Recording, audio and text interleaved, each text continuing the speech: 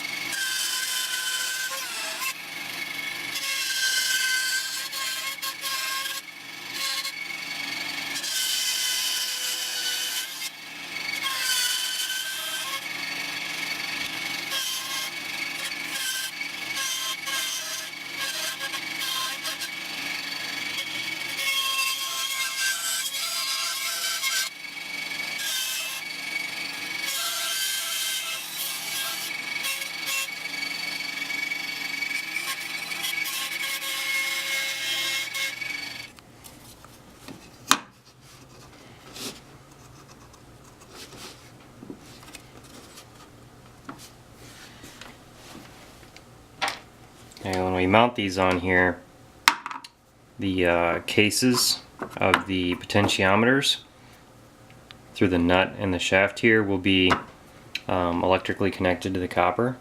And then we can run a line from this copper sheet to the grounding of our circuit and have all of the bodies for the potentiometers be grounded.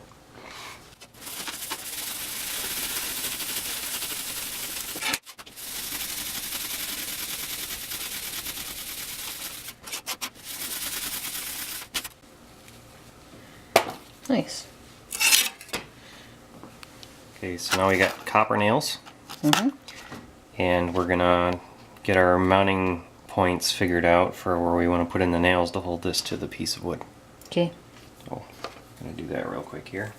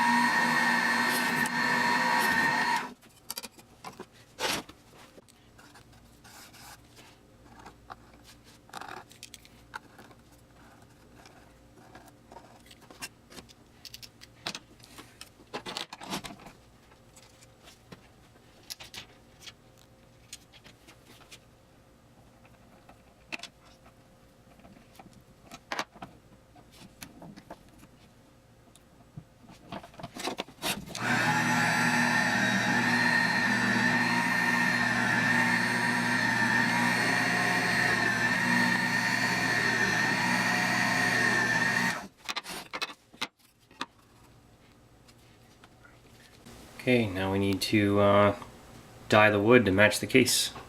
Okay.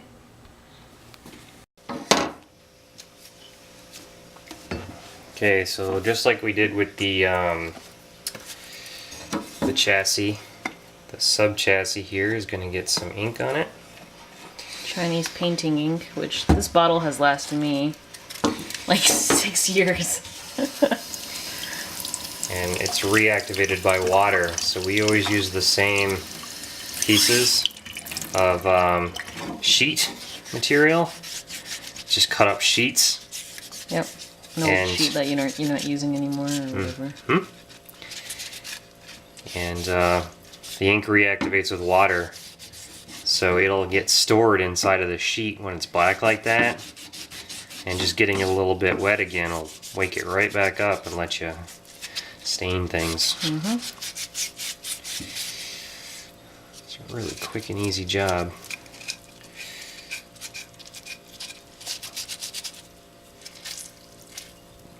Yeah.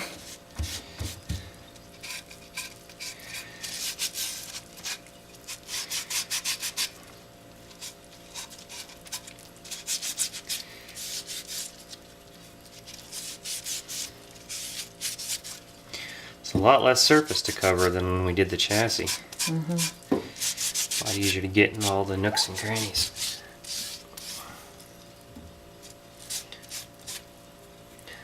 No one will really ever see this, but you know, except you guys, all thousands and thousands of you, I guess. Alright, so now we need to let that dry, so we'll be back shortly. It's the feed and wax. Orange oil and beeswax makes for some nice smelling wood wax to work with.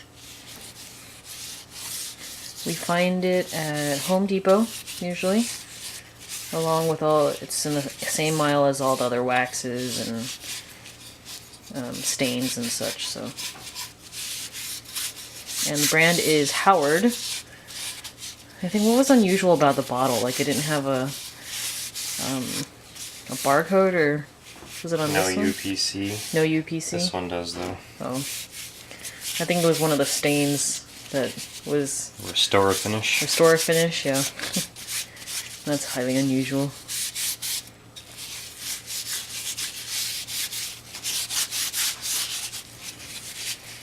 And we waited about a half an hour for this to dry. Too, so 40 minutes or so, yeah. Yep. Not doing a super light coat because it's just going on the inside, so.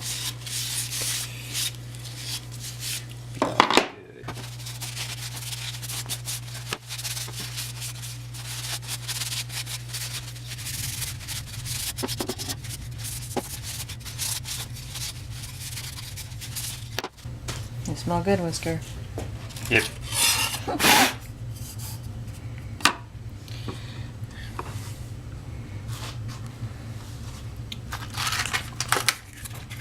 Copper-clad nails.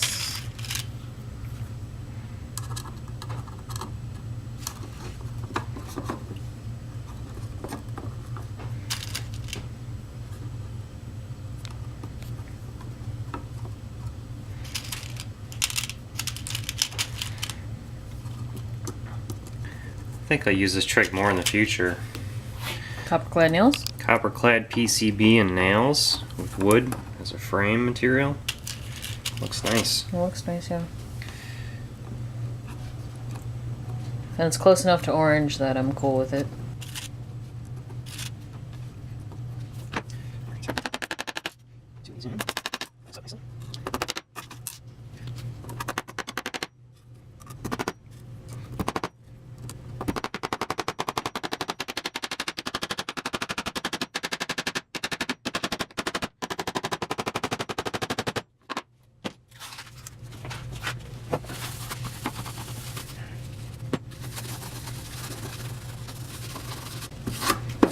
Nice.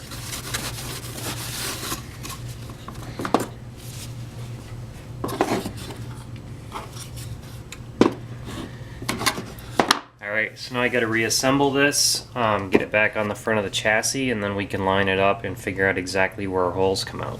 Okay.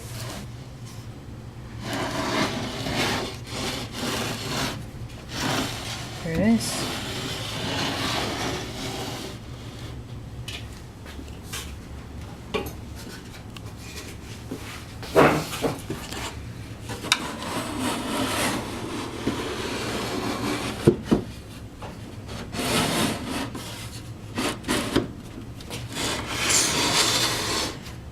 Fits between those two front pieces. Bam! High five. And it pushes right up against there. Sweet. So now, when we look at the front, we've got this sitting right where we need to mount that jack. Yep. I don't know where the jack got off to at the moment, but it sits right there. And then right behind where the potentiometers need to stick out, we've got a spot to actually mount them without cutting the case. So the copper is exposed right there.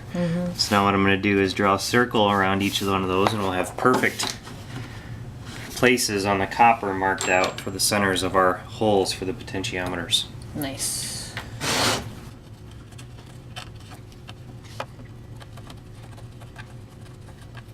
How do you usually learn how to do these things?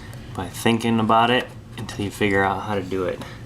So that's your main way. It's not like you watch somebody else doing it and then you Well, you emulate. know, you watch people doing other stuff and they come up with tricks too. Yeah. And collectively everyone comes up with enough tricks and you put them all together Did you and everything gets easier. do that one too? Well, we can mark the center of it.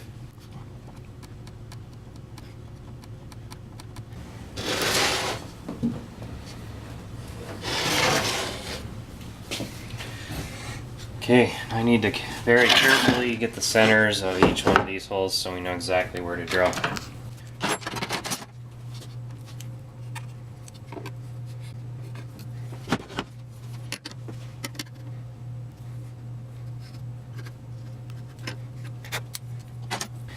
Visually from the outside, the more important line is this one, because that sets the height of all of them. And because we can't see the front of the case, if these are off a little tiny bit in either direction, it's not going to be noticeable very much. But if they were slightly different in heights off of the bottom of the case, that would be very obvious. So it's good to do this kind of line all together like that with no fudgery. Okay.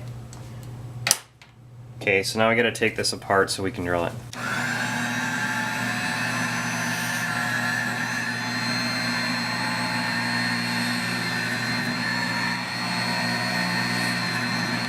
We're getting ready to drill the holes for mounting the potentiometers to that front piece.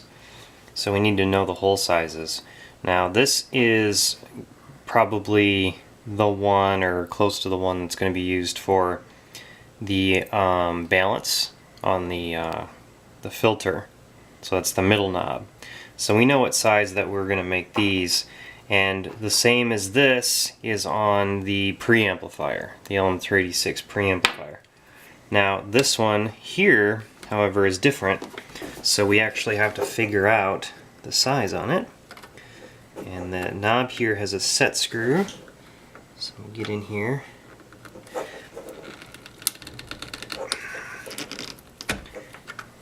I wonder if that's a reverse thread. Doesn't feel like it.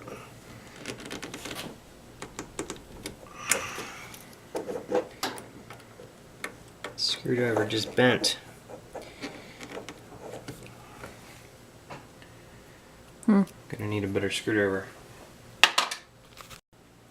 Okay, so as you saw, this set screw is in there really good. And rather than ruin every little flathead that I've got, I'm gonna try a trick here. We've got our old Weller, donated by Roy Eltham. And we're going to try to get the tip of it in here just to heat the screw a little bit and maybe knock it loose. We have to be really careful because this knob is pretty much irreplaceable, so we don't want to get any heat on it if we can help it. And this is where an induction heater would be nice, but I don't have one, so I don't know, we'll see what we can do. We got a small enough tip on here that we should be able to sneak past the knob.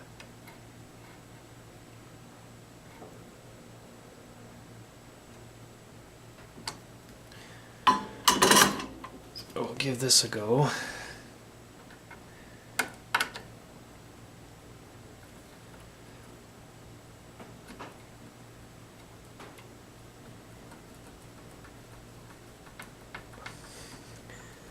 This has been put together for 40 years, you know, it's... If it's not going to move, it's not going to move. I would need a pretty beefy screwdriver. Let me try this one again. Sacrificial. Yep. This is made with crappy metal.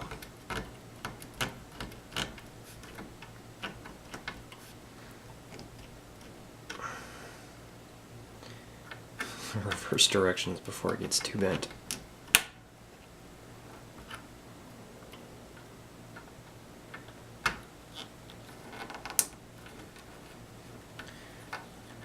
The screwdriver head just broke off. That's quality right there. I can't believe the screwdriver really broke. Gives you an idea on how stubborn this set screw is being.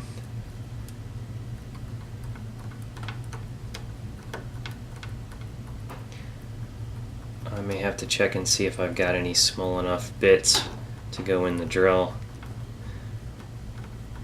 Give myself a nice little hit of torque. Okay. Time to go dig in.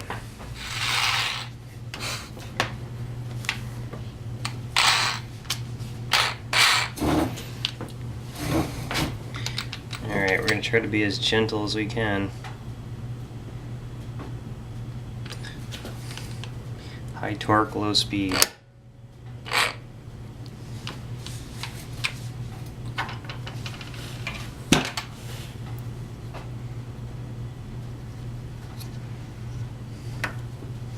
Wanna do the trick? Oh yeah. Like butter. Oh yeah. Sweet. Nicely done. Good thinking.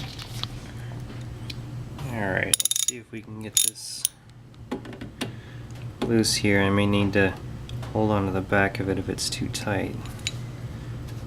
Yeah, it's okay. After the last thing, it's So almost, much easier. so it's kind of anticlimactic, isn't it?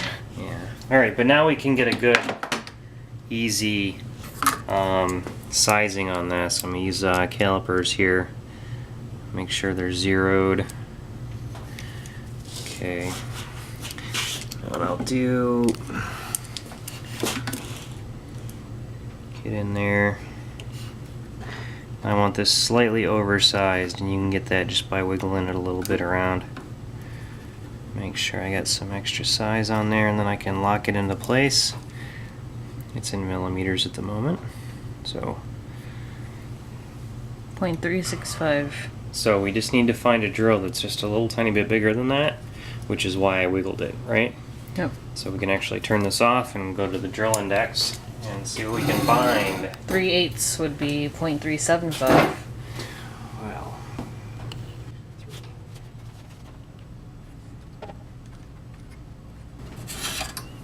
there's your 3/8.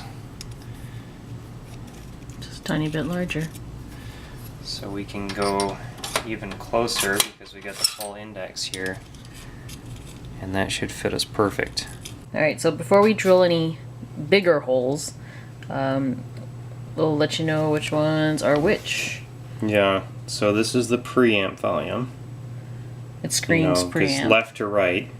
Yeah. So this is the preamp volume. So there's your LM386. Mm-hmm. The middle is the balance. So high frequencies, low frequencies. So that drives the filter off of that one.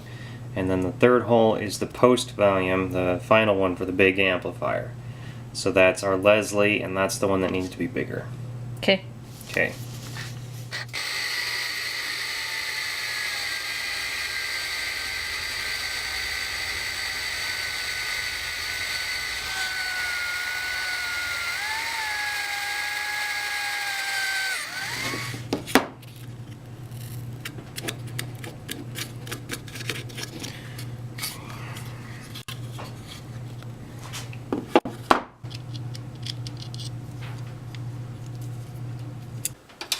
So it's looking like 9:30 seconds. These are really close. Mm-hmm. Yep. Okay. And that's for the other 2 holes, right? That's for the smaller ones, yeah. Alright guys, so we are currently trying to address the little nub that's right here. And that pretty much keeps the knob in place. Keeps it from rotating. Yep. So it's not like spinning freely in space. And so we're just gonna do that now.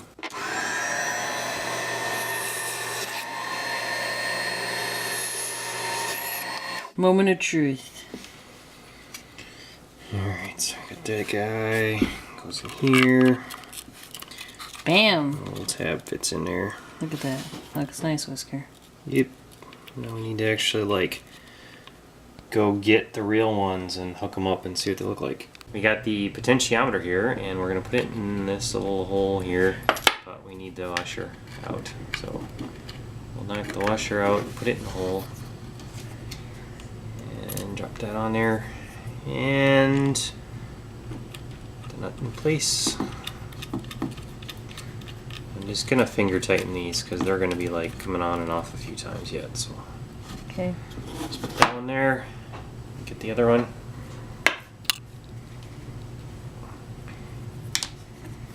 Washer out of that.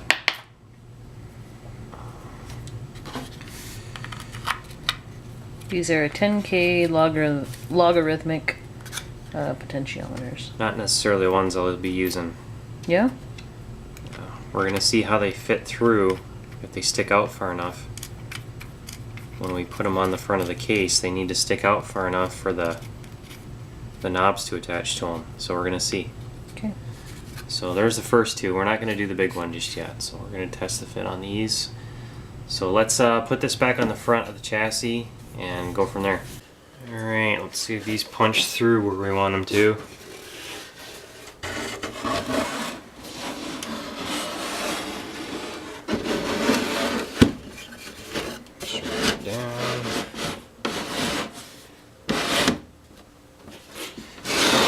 It must have, right? Oh. That's a lot of work right there. That is a lot of work. Do you think it's enough, though? I don't know. We can check it. I got some knobs down here. Let me pull one out. And we got a address for the faceplate too. Might be just a tiny bit short, but that's okay. I can order ones that are bigger. Okay, so that's it for this week, and I think next time we're gonna try to tackle the jack. Let's see how close we get here. I'll just hold it in place.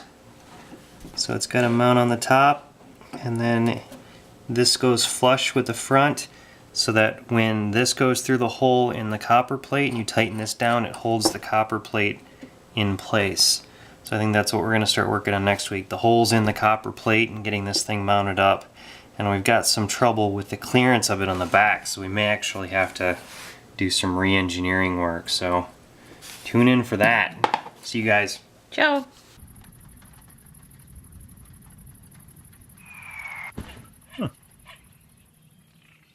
We post videos all the time, so don't forget to subscribe and follow us on Twitter at TYMKRS.